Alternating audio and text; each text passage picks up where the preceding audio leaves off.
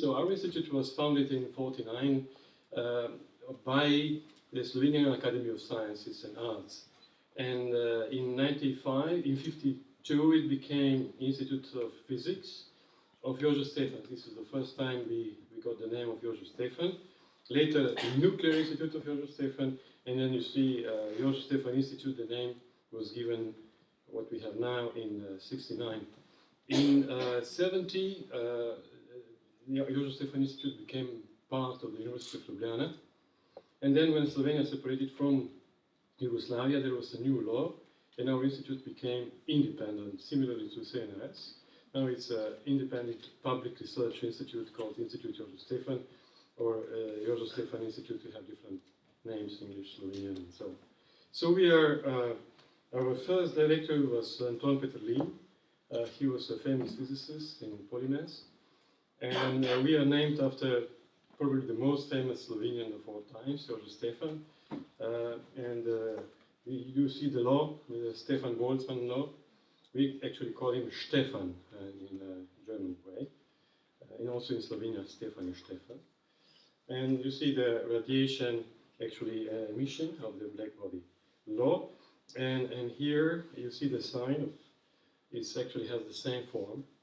It's the matter of coincidence that we use it actually. Okay, so the fields of our institute are as follows. Natural sciences, engineering and life sciences. And of course, not all of these, but many or most of these are included. And here are some data about our employees up to 2012. But if you go further, we keep the same number approximately. And you can see that 2011 we got quite a lot of public money in Slovenia for research. And then in 2012 there was a terrible cut, about 20% of public money. We are still losing it, but we recovered consistently with European money and with industrial money. We are increasing both in the last years, about 20% per year. So it's this is why we managed to keep the same amount of people, but in the same time, of course, the situation is not so good. It's actually bad in terms of money, but we are happy because we managed to survive and to keep it, as I said, the number of people at the same level. So our institute also founded the University of Nova Gorica, which is a small university at the border with Italy, which partially operates in Italy, and the International Postgraduate School of Jožef Stefan, which is located in our premises here. It's a very famous, let's say, we call it elite PhD school in Slovenia. About 250 PhD students coming from different countries. About 1/3 of the students are international, coming from different countries, as I said. And then we also founded the first technology park in Yugoslavia, and then it became Technology Park of Ljubljana, which now includes about 300 companies, and about 35 are coming from our institute. But then later the community of Ljubljana was included, the University of Ljubljana and other institutions were included. But it started as our technology. So we are, of course, concentrated, or let's say focused on cutting-edge technologies. And you see here the sign of Jožef Stefan Institute, made by atoms. These are copper atoms, and this was done maybe 10 years ago. Now this is not a big thing, but in those times this was really a big thing to manage to push or pull atoms to a specific space. So one of the results here, just want to see, which I like it very much, is the micro laser, and it was this is about 20 microns size, and it emits laser light in all directions and produces other bubbles, so you can get a cloud of light, which you can imagine how many applications in the future you could have based on this, but it's still a technology to be developed. This was, when it was published in many newspapers around the world, and you can see Slovenian scientists create the world's first 3D micro laser. just a screenshot of our developments. We have 28 departments. These are research departments, each covering its own field. And one group of departments is physics and reactor engineering. And you see the whole list of physics departments. I will not read all of this, but we cover a very, very wide area of physics. And basically all the physics except the astrophysics is concentrated in Slovenia, is concentrated in our institute. So all the professors of the university, they have labs here. And so people that work here have teach at the university, except astrophysics, I think is somehow out. And then we have what we call chemistry, materials, biology, environment. You see different groups, biochemistry, and then this is the whole group of chemistry. Let's say classical chemistry, and then materials, and also environment is included chemistry, but environment is much wider. And there is a whole group of what we call information technologies, and we actually call these departments electronics, because you see E comes from electronics. And I must tell you that we don't know the names of the departments. We just know these codes. Even for my own department, I don't know the names. It's typically, but we know each other by the code. For years, this is the same for years. And also we are involved in centers of excellence. In Slovenia organized 8 centers of excellence, and we are involved in all 8. And these have their headquarters in our institute. Also, well, this is I put a little bit more robotics than usual because robotics is nice to see. This is no other reason. But this is just an example of one international project because our impetus is international collaboration. I can say that 80% or maybe 90% of our research is in one way or another connected to some international collaboration. We don't have any research project just like that. It's always international. But the international money, so let's say from the EU, we have about 20% of our income comes from Europe, which is, I think, quite a big number. And about 15% is coming from direct contacting, and 65% is national money through the agency, mainly through the agency, or only through the agency most of the time. So this somehow assures we make sure by this that this will be an excellent science, and also technology. We cover quite a lot of technologies because in European projects also technology is sometimes more important than science itself. So this is the whole spectrum of technologies that we cover. And here are some examples. For example, industrial projects, okay, there will be a little bit noise. So you can see here some applications of robots in industry. This is in our lab. This is in Italy. This is a company in Italy that is using our technology for polishing the shoes. It's a very new factory close to Milan. Then you see, okay, I go further because we don't have time. But this is, for example, these are examples of 2 companies that come out from our institute as spin-outs or spin-offs, if you want. And currently, we are not allowed to create spin-offs, only spin-outs. And here you see one Bader, which was then bought just 2 years ago, I think, by Kimberly-Clark, an huge American company. And INEA is still by itself, but they really developed new technology for Mitsubishi, for Toshiba, and for many other companies. So this is a very, very good company, technological advanced company. So these are some examples of information technologies. You see, so ambient technology, and here you see an example. So the point is that you have sensors in your apartment, and then you can automatically say what happens to this person in the apartment. You can follow, and if he or she goes under the chair, you have to understand what happens. He or she could be sick, or is trying to take something. He lost something. So, and we even won an international competition, I think, by Microsoft, and 2 years ago, or one year ago, we became the world champion in this area. So this is also an intelligent internet on the right-hand side, which was developed here. And the video lectures are very, very known. This is the largest YouTube for lectures in the world, and it's used by Stanford, but MIT, and many others. And also we won many, many prizes. And as a result, we got this year, we signed a contract in Paris with UNESCO. We got the title UNESCO Chair. It's one of the 4 UNESCO chairs in the world. And it's now here. We have a UNESCO chair here. So these are some examples. You know, the skiing in Slovenia is very important. And so this is, we did a lot of measuring. This is a older project, but it's interesting because all the skier was measured completely, and all the mechanical characteristics of skiing was measured and characterized and modelized. And then we developed a robot that repeats the same motion in the lab.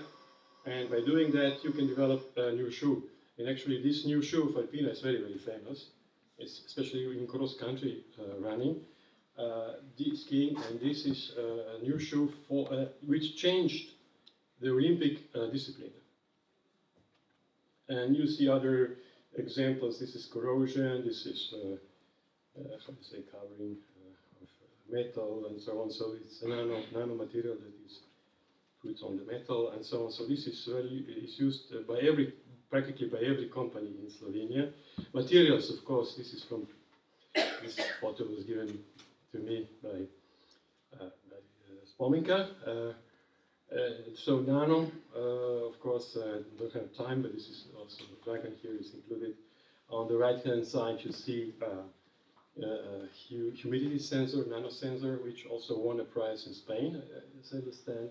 This is simulation of nanowires by Dragan, nano tubes on the left, and other huge number of different kind of nanomaterials. Here you see a very interesting publication in Science talking about why certain materials combine or create very structured configurations, and this was explained by a theory called tiny knots,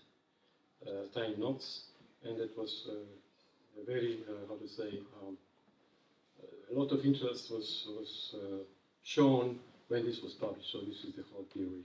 It's about topology basically. And also another one is which was published recently in Nature, was the ferrofluid. It was considered for 40 years that it cannot exist, and so our young researchers, actually quite young ladies, 2 ladies, developed this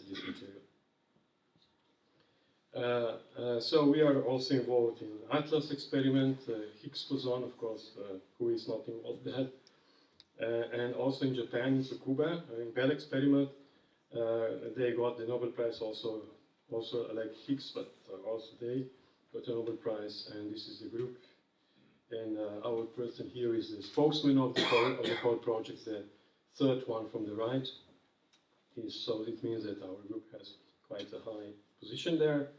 And environment is very important, of course, in our institute. Is the only real research group in environment in Slovenia. A lot of applications also, not only research, but you see monitoring, also you see the power plant and so on, where our group is doing this monitoring. And then we also, of course, we have projects for ESA, even though Slovenia is not a official member of ESA. But we are working for ESA through especially Swedish colleagues and others. And we have put together different labs for this, kinesiology, environmental kinesiology. And these are some examples. This is a model of a plane. So, for example, testing of shoes here. And on the right-hand side is the testing of the protection suit for a fireman, which should protect the fireman. This is for English firemen. You will see that this suit is not really a protective suit because it actually attracts fire. It's just the opposite. But this is how it goes. You know, people just buy and then they believe the company, but they never do this kind of tests. So we have developed. So what we also developed is on the right-hand side top now. You see these kind of mannequins. So these are sort of robotized, passive robots. They can move and they have sensors, humidity, their own humidity, their own temperature, and so on. So you can understand what happens. We call it commodity testing.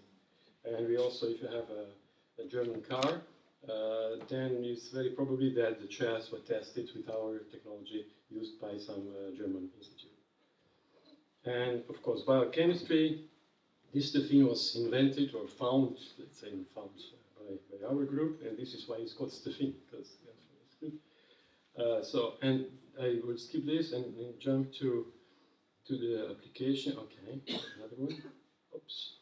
So this is a nice example done of research done by our group. So this is cancer in white mouse, and you see this. If you use a normal medicine, the cancer can grow to this to the upper size, and if you use this method, it was developed here, it grows much slower. And the point is that you can include in the liposomes, you can include magnetic nanoparticles, and so you can transport them directly to the cancer, and so it means that the medicine is much more effective.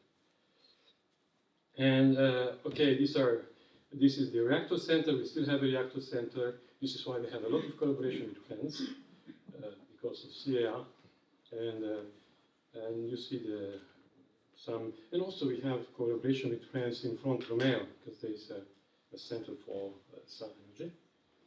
And also in fusion, of course, this group was for 6 years they were driving around Europe, and this was a European project trying to show people what fusion is.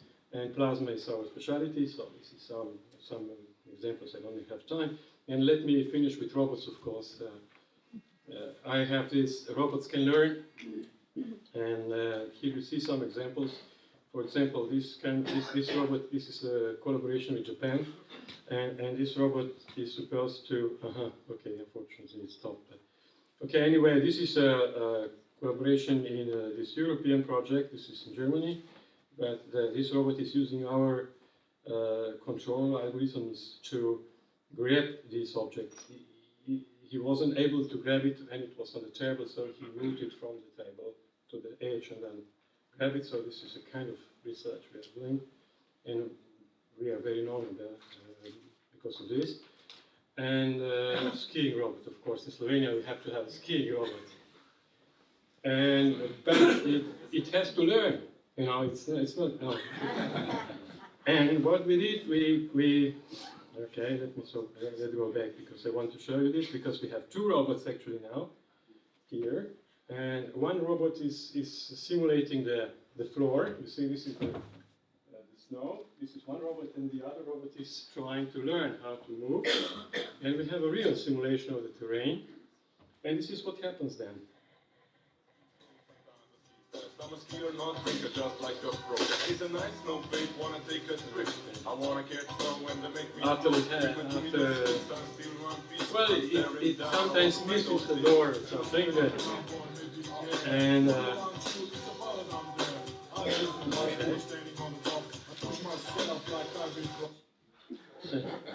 So and here you will see, so this was published by Telegraph, and you see skiing robot developed by Slovakia.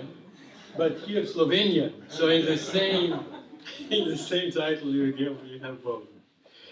Okay, so anyway, so this robot here can recognize blue and red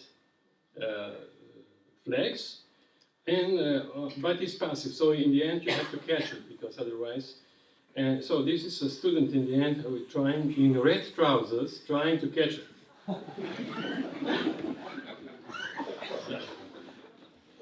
Okay, I will stop here. I think. Oh, wait, no. Oh, I have to show you. This is why we are here. Center for New Technologies. This will be, hopefully, a result of our collaboration. And in the future, and this is the center you see on the right-hand side top. And I show you a few. This is the one. It's a new center which will be probably, I hope, to be the start will be this year. If we win the teaming project, that will be a very good push for the governments to continue working with that. And so this is this center, about 12,000 square meters. It goes like 8 meters in the floor. And this is the reactor center where we are currently building. You see what is blue. And I forgot to show you our lab today. Just, I think is, you can see it here. No, not here. Somewhere, okay. I don't know where but I had it in one photo, definitely. So, oh, here. This is the lab. We are opening today. Here, see this green, greenish. Okay. So this is the lab, and this is the reactor center here, and I think I'm done. Thank you very much. I think this is a very brief presentation of the Institute, and I hope I give you some idea of what we are doing. Thank you very much. This laboratory, which relies on up-to-date equipment, as well as on the expertise of both Slovenian and French research teams, fully recognized for their scientific works on push-pull alloys, will result, without a doubt, in innovating theoretical and practical applications. More broadly, this project embodies, to a great extent, the quality of French-Slovenian scientific cooperation. This is the reason why I would like to thank Professor Pomenka Kobe and Jean-Marie Dubois, co-directors of the LIA PAX 2, as well as all the researchers who have been committed to this very innovative project. I would like also, of course, to thank Professor Lelarcic, director of the Jožef Stefan Institute, for his implication and extremely important and great support. And I'm also very pleased that Ms. Francesca Gracia, Deputy Director for European Research at the CNRS, was able to come to Ljubljana yet again. She will be always welcome in our city. Your presence illustrates the dynamism of the long-established dialogue between the CNRS and the Jožef Stefan Institute. And that's the reason why I would like to thank you for being here today, with all your colleagues from the CNRS. Finally, I would like to reassert the support that my embassy, the French embassy in Ljubljana, and the Institut Français de Slovénie, the French Institute in Slovenia, would like to provide to the development of fruitful scientific relations between France and Slovenia. For this reason, I would like to thank our partners who are here today for their very active role in enforcing cooperation and reinforcing cooperation between our two countries. To end with these very short remarks, let me just address in the beginning of this year, which, as you know, for France began in a tragic way. I would like to address anyway my best wishes to the LIA PAX 2, as well as to the CNRS, the Jožef Stefan Institute, and to every researcher committed to this project. Thank you very much for your attention. Hvala lepa and lep dan. Dobar dan. Your Excellency, Mr. Pierre-François Mourier, Ambassador of France to Slovenia, Professor Jožef Gerkeš, Director of Slovene Research Institute, Agency, Professor Jean-François Tassin, Scientific Deputy Director of the Chemistry Institute, representative of CNRS, Dr. Francesca Gracia, Deputy Director of the Direction for International Affairs and Research in Europe of CNRS, Professor Jadran Lenacic, the Director of Jožef Stefan Institute, dear colleagues, dear friends. My name is Pomenka Kobe. I am the head of the Department for Nanostructured Materials and a member of the International Postgraduate School Jožef Stefan. A warm welcome to all of you. Not only that I am happy to be here, I am also very proud that we managed to come to the stage where our long-term collaboration between the Institut Jean University Lorraine and the Jožef Stefan Institute will be formally and officially confirmed by starting the joint international laboratory between CNRS and JSI, for which I'm sure that it will be a solid background for something bigger in the future. I have to begin with some history of a long and very fruitful collaboration which started 15 years ago between Professor Dubois from the Institut Jean Lamour and Professor Dolinšek from Solid State Physics Department at Jožef Stefan Institute. Later on, myself and few other members of my department have joined as partners to the European Network of Excellence, Complex Metallic Alloys, coordinated European projects, numerous joint publications, 2 chapters in 2 books edited by Professor Dubois, a patent and few successful PhDs. Only in my department, in the frame of this network, 2 PhD students finished their works in the framework, one with the field of CMA magnetocalorics and the other in the field of titanium, zirconium, nickel quasi-crystals. On 19th of June 2011, at the scientific board meeting of Jožef Stefan Institute, Professor Dr. Jean-Marie Dubois, at that time the director of Institut Jean Lamour, was awarded the honorary membership of Jožef Stefan Institute. The same year he was elected as a visiting professor at the International Postgraduate School Jožef Stefan. Besides many joint projects between the 2 parties in LIA, until now the value of the joint European projects was 15 million euros, where the share of JSI was approximately 2 million euros. Professor Dubois' essential contribution to the Institut Jožef Stefan was the additional enforcement and recognition through the network of excellence complex metallic alloys. In the frame of this network, Jožef Stefan Institute was the leader and organizer of the European School for 5 years, which was successfully run by its director, Professor Dolinšek, and his deputy, myself. Few years ago, Professor Dubois also invited and organized the visit of Fusion Expo in Nancy, which was led by a member of my department, Professor Saša Novak. The international laboratory between CNRS and JSI, LIA PAX 2, will be presented by my French colleague, Dr. Gilles Dudieu, who will now take over the directorship from Professor Dubois, because Jean-Marie explained to me, he starts the cooking, he does the job, and then he transfers it to his younger colleagues to help them to be promoted, which is a great thing. I just want to say again that I strongly believe that on the basis of the solid background built through our previous collaborations and the ambitious plans that we have for the joint scientific future, something much bigger will come out. I wish to gratefully thank all those among you, as well as outside this audience, who supported our project and were instrumental in making it live. Let me especially applaud the contributions from Francesca Gracia, Pascal Breuil,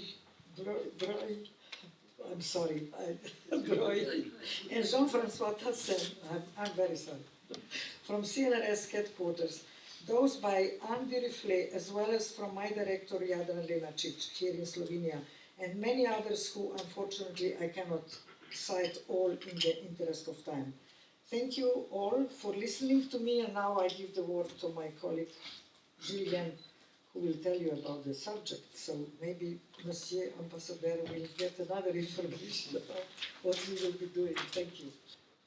Votre Excellence, Monsieur Pierre-François Mourier, ambassadeur de France en Slovénie, Monsieur Joseph Jurkos, directeur de l'agence de recherche slovène, Monsieur Jadran Lenačić, directeur de l'Institut Jožef Stefan, Monsieur Jean-François Tassin, directeur adjoint scientifique, représentant l'Institut de chimie du CNRS, Madame Francesca Gracia, directrice adjointe de la direction Europe de la recherche et coopération internationale du CNRS, représentant la DRC du CNRS, chers collègues, chers amis. Well, needless to say that I'm delighted to be here today the official kick-off meeting of the International Associated Laboratory entitled Push-Pull Alloys and Complex Compounds, from bulk properties to surface functions, or LIA Packs 2. Although it's always a challenging task, and to create new laboratories, even one without walls, it was a natural outcome of what has been a fruitful collaboration between both our institutes. Personally, I've known Professor Smolenka, Kobe, and part of our team for almost 10 years now, as we were both involved in the European Network of Excellence on Complex Metallic Alloys. I was then Deputy Director of one of the virtual integrated laboratory called Surface Physics, Chemistry, and Nanoscience. Of course, both partners remain highly involved in the long-lasting entity of the Network of Excellence known as the CMAC Consortium. Professor Kobe and myself are respectively speakers of the research and activity domains, materials for thermoelectricity and magnetocalorimetry and complexity. Recently, the collaboration between our two research groups has been strengthened by the International Program for Scientific Cooperation, PICS, CalGADEX. This has brought us back to the Jožef Stefan Institute regularly. It's always a pleasure to visit you. Most of you will know that the Network of Excellence and PICS CalGADEX has been initiated and driven by Jean-Marie Dubois. For the LIA, I would like to thank Jean-Marie Dubois for giving me the opportunity to act as the director of the French part. The LIA is a great project. Without doubt, the LIA will add to the international visibility of our home institutes in the field of metallurgy, solid-state chemistry, and physics, and offer a new platform for higher education in these fields. Our expectation is that will also become an essential instrument helping our teams lever supplementary means from the European Commissions and private partnerships. So why an LIA called Push-Pull Alloys and Complex Compounds? That's one of the questions. This choice is made in reminiscence of push-pull devices like two propeller engines mounted on the same axis on an aircraft, one rotating clockwise and pulling, the other one anti-clockwise and pushing, designed in early days of aeronautics to improve the efficiency of motorizations. Also, push-pull amplifiers in electronics are based in two transistors set up in parallel, one NPN and another PNP, are the most efficient signal amplifiers known so far. So here, push-pull alloys are basically ABC ternary alloys in which the AB and AC binaries form well-defined compounds, and therefore exhibit attractive interactions, whereas the B and C elemental constituents are immiscible. To phrase it differently, the formation enthalpy of AB and AC compounds is negative where it is positive or close to zero for the DC system. We'll therefore consider push-pull alloys where they exist a large difference between formation enthalpies of the constitutive pairs of atoms. Here, A, B, and C are metals, but not exclusively. The delicate balance between attractive, so pull, and repulsive push interaction is characterized in a few examples studied until now by the occurrence of complex compounds, some of them reaching the ultimate degree of complexity as quasicrystals. So just like push-pull devices amplify an electric signal, push-pull alloys should be considered as amplifiers of complexity in metallic systems. During my first conference on quasicrystal in 1998 in Boston, a recurrent question throughout the week was, where are the atoms? The determination of atomic position in complex intermetallics has received considerable attention at an international level. As many of you will know, one question leads usually to another, or even to many more. So today the question is now, why are the atoms where they are? And still await an answer for the community working on complex intermetallic compounds. And one of the LIA objectives will be indeed to answer such fundamental questions. And this list should be extended to the following questions. How and why does complexity arise? What's the basic underlying mechanism that promotes complexity? How is it related to the electronic and atomic structure of the crystals? How do basic properties such as electron and heat transport express the underlying mechanism and evolved under the effect of external fields? And to which extent may such properties be useful in niche applications? So to reach our goals and to tackle these issues, the LIA will be organized in 6 work packages dedicated to metallurgy and push-pull alloys, transport properties and their relationship to complexity and selection of complex phases, magnetism, surface characterization and functions, viability of complexity, its origin and mechanism, and niche applications. So up to now, several applications have already been identified in the field of complex intermetallics and make use of the unusual physical and chemical properties. For instance, the non-stick, low thermal conductivity, low friction properties of several compounds have triggered intensive studies in the elaboration of thin films and coatings.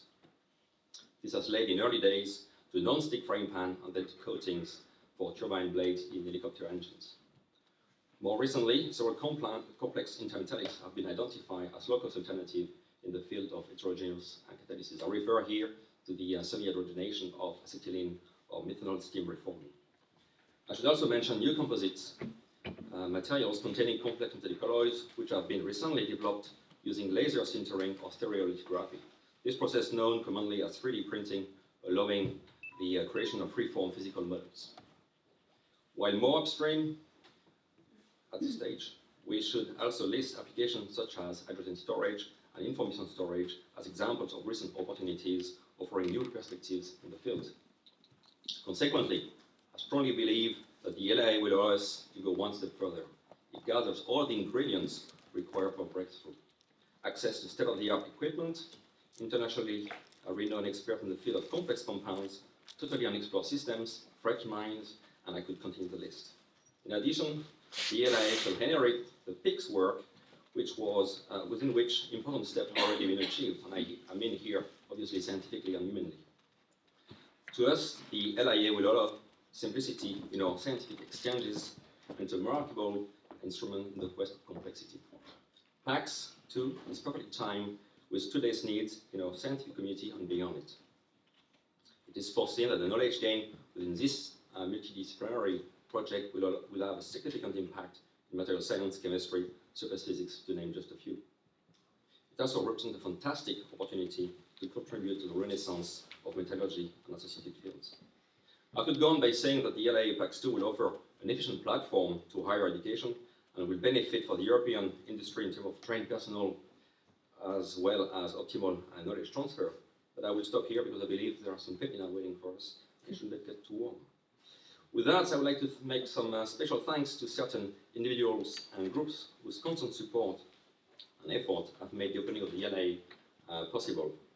The CNRS Institute of Chemistry, represented here by Professor Tassin, its Scientific Deputy Director, and Mr. Roy, Advisor for International Affairs, the Direction for European Research and International Cooperation of CNRS, namely Madame Gracia and Madame Danielovich, the French Institute in Ljubljana and its head, Madame Duruflet, the University of Lorraine, the Institut Johnnemour, especially the team Metallurgy and Surfaces, led by Vincent Forley, Jean-Marie Dubois for initiating this international laboratory and for its trust, and our host today, the Jožef Stefan Institute, with Professor Lenarčič, its director, and Professor Spomenka Kobe, the head of K7 department, as well as Professor Kornhauser-Fraser, the dean of the Jožef Stefan Postgraduate School, with whom I'm honored to collaborate in this great adventure.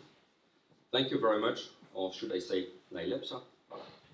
Your Excellence, Monsieur Pierre-François Moyer, dear Professor Jonkurs, dear Professor Lenarčič, dear colleagues, dear friends, on behalf of the CNRS and its President Alain Fuchs, whom it is an honor to represent here, I would like to share with you my pleasure to be here today in Ljubljana, and especially in the Jožef Stefan Institute, to launch this strong scientific collaboration between Slovenia and France, which takes the form of an international associated laboratory. I must say that I really love Ljubljana, and I don't know, you will probably not believe me, but it's not the first time I'm in this room. I already have been here to listen to presentation of PhD students of the Institut Jožef Stefan during a Proteus program some years ago. I would like to associate the Université de Lorraine in France, with which the CNRS is sharing a joint research unit of outstanding reputation, l'Institut Johnnemour. And it is, of course, directly at the level of the researchers of these research units in France and abroad that effective scientific collaboration can take place. We can help them, we can difficultly initiate them. They are initiated by the researchers. Before going into more details of this collaboration, I would like to use the opportunity to be here today to give you a rapid overview of the CNRS, which is a something special and maybe unique in the world.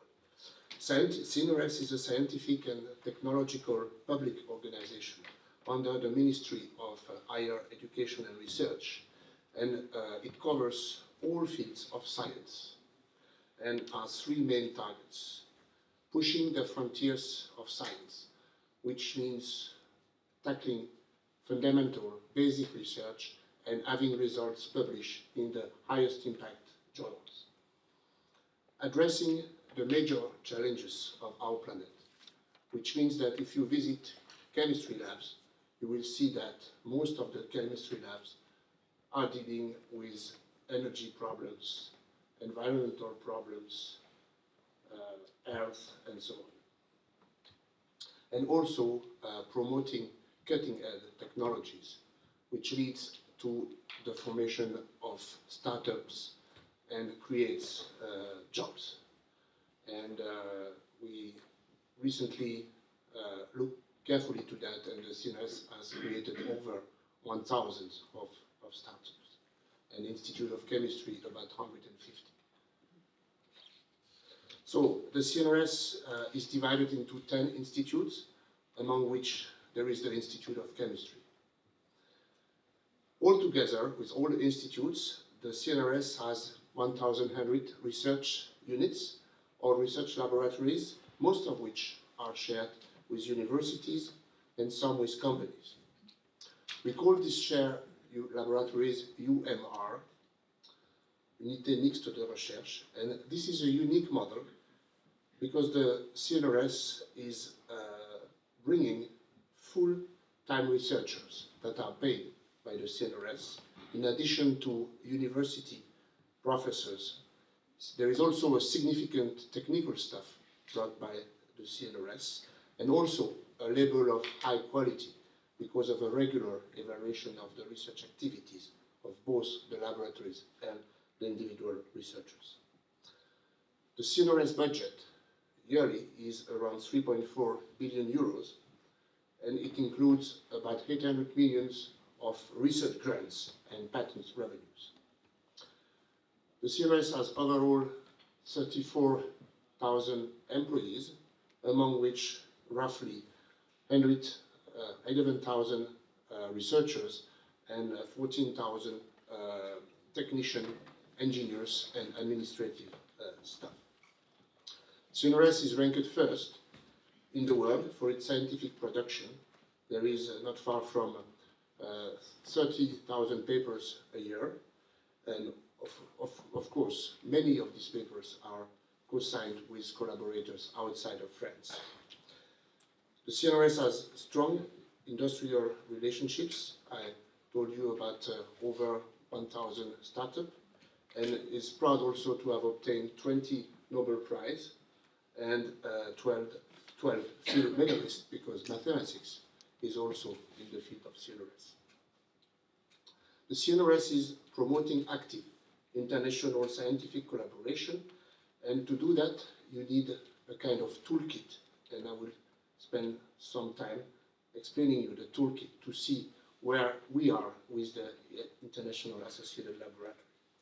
So if I go from the lightest to the strongest collaboration, our starting point is the so-called PICS, International Program of Scientific Collaboration. You all already heard about. One has just ended here a couple of days ago.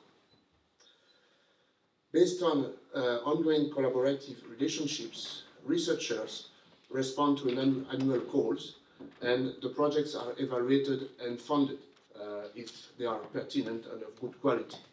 Funding is dedicated to mobility, visits, meetings, and duration is usually 3 years and not renewable. This is the first zone. The next zone is the Joint International Laboratory. It brings together partners institutions that will contribute with human and material resources to a jointly defined project.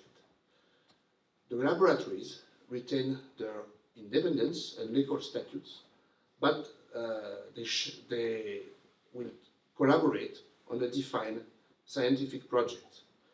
The International Laboratory is coordinated by 2 principal investigators. In the present case, Professor Spomenka Kobe and Dr. Julien Ledieu. And it will be judged or looked forward every year with a steering committee. LIA receives joint funding for mobility, small equipment, and the duration is usually 4 years and can be renewed once. When there are many more partners, we don't go through LIA, but we go through a research network, international research network. It's not much different, it's only more partners, and conventions are, of course, much more difficult to set up and to sign. The strongest level is the so-called Joint International Research Unit, UMI. It corresponds to a single location lab, joint lab, this time with walls, with permanent staff from the CNRS and from the partners that are located usually abroad, sometimes in France.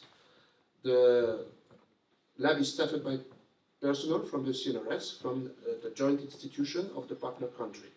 It's headed by a director, and he receives money from both CNRS and the other institution.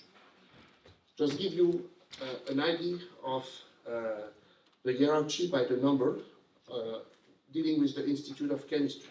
We have only 4 international joint laboratories. 3 are with industry, and the 4th one is with University California, San Diego. We have 33 international associated laboratories, 11 international research networks, and 43 international projects for scientific collaboration. And overall, the budget is on the order of 1 million euros, of course, excluding the salaries of the permanent people. So this is in this context that the PAX International Laboratory is coming. And well, all the French people know what PAX is. But for our Slovenian friends, PAX is a kind of, I would say, soft wedding. Okay? So it's the way of making the first step of a common life. So this is very important, and I think, Jean-Marie, I'm sure, Jean-Marie, you are at the origin of this idea of the acronyms. You are really an expert in that, and this one is particularly well suited. As it was recalled previously, strong collaborations between the CNRS and the Jožef Stefan Institute have been initiated for about 15 years by Jean-Marie Dubois. The common field of interest was at the time quasi-crystals, and as was recalled by Julien, it was started with the financial support of the European Commission through several projects. In 2013, we had these peaks, and from what I saw yesterday in the scientific meeting we had, we can say that the complexity of such materials is really fascinating, and it needs to go further. And it's very good that this PAX International Laboratory will allow, I would say us, but mostly you, to go further. I'm looking forward for the next steps. It is interesting to note how complexity is fascinating for researchers.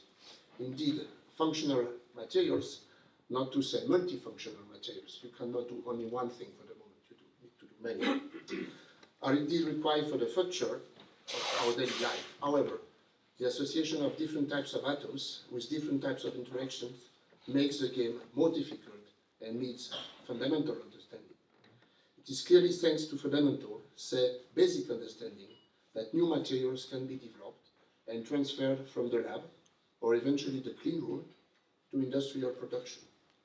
However, to convince industrial to enter the business, in addition to market needs, you need to convince them that these materials are no more complex ones. Otherwise, they will never enter. And I've just made a parallel between your metallurgical field and the polymer field, which I'm more familiar with. When I read the project, I immediately thought to the block copolymer stories. Block copolymer stories is also an AB story. at the beginning. And when the researchers in the 60s, 70s started making macromolecules of A units with B units, after that all joined together, it was first a game of chemists. Then they discovered that those materials can self-assemble. And this discovery, of course, was helped with the input of electronic microscopy, because you could really see the structure. And of course, reciprocal space is fun, but direct space is easier.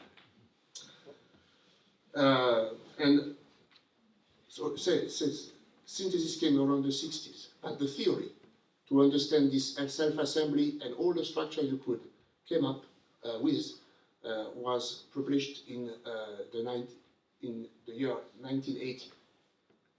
The father is Ludwig Leibler. The paper is cited 2,700 times or something like that. But AB was too simple. So the people then moved to ABA, which is symmetrical. It's introducing a little bit complexity, but it's also introducing industrial transfer. And if you go to ABA copolymer, they are now called, for some application, thermoplastic elastomers. So these are elastomers that can be easily recycled at the difference of common elastomers. Then they move to ABC triblock. So the ABC triblock is what you are trying to do, except that in the polymer they want to attach everything. And then they discovered new morphologies. If I could show you a TEM picture of such system in some condition, you will see it's not a TEM picture. It just you just took a glass and amplify the tissue of any of your pullover or your tie or whatever. It's very, very funny morphologies, but now there is industrial interest, and the company Arkema in France is producing styrene butadiene methyl methacrylate type of these copolymers for application of reinforcement and these kind of things. So I wish, but the game never stops. Recently, the game was to make even smaller nanostructures. A record was held in spring with something like 5 nanometers. And some weeks ago, someone in Finland produced a copolymer with 2 nanometers, which is even better, and of course, plenty of application in the field of nanolithography. So the game never stops, and I wish you will encounter a lot of fun and get plenty of new exciting results in studying your push-pull alloys, like the people of the polymer community have done with the block copolymers. I would like to take the opportunity today to thank, first of all, the coordinators of past and present projects, those who are at the origin of the collaboration between the CNRS, Institut Jožef especially, and the Jožef Stefan Institute, of course, Jean-Marie Dubois, who is here. This previous collaboration and the PICS and the LIA have been considered as strong arguments to apply in September 2014 to the teaming call of the H2020 program. CNRS is proud to have brought its full support to this application, and I must add that it's the only one teaming project that has received support from the president of the CNRS. It will be great, and we all cross the fingers, so that the modest amount of financial support brought by the PICS and the LIA will be transformed into seed money that will allow a much larger amount of fundings from the European Commission through this SNAP project. We eagerly wait for the results that should appear very soon.